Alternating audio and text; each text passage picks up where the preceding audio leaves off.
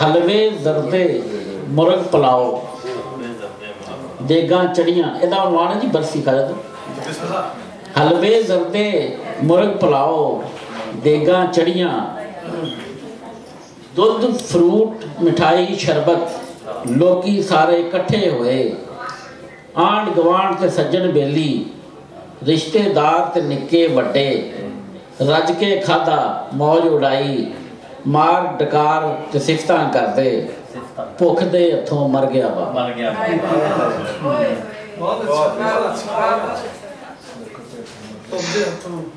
लो जी एक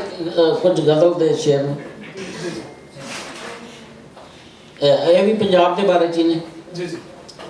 कि भावें वेले दी लंब ने साड़ दिता दराटी साहब लंब का पता है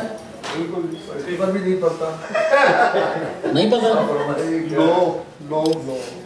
इस वजह तो मैं ज्यादा मजा आ रहा है कि तुम नहीं समझ आ रहा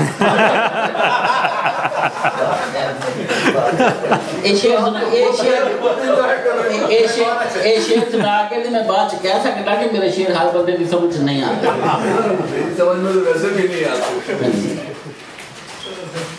भावें वेले दी लंब ने साड़ दिता मेथों खो लई आन ते बाण मेरी लंब तो बताया नहीं फिर आपने लंब जनाब जो अग बलदी हुंदी है ना अग दा भांबड़ बलदा हुंदा है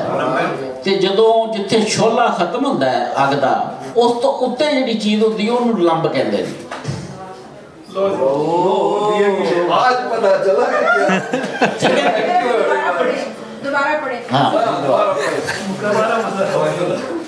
भावें वेले दी लंब ने साड़ दिता मेथों खो लई आन ते बाण मेरी लोकी अजे भी मैनू सियाणदे ने रही जग ते कैम पछाण मेरी ते चंद सूरज अते कहकशां सभे वार दियां पंजाब दे टिबियां तो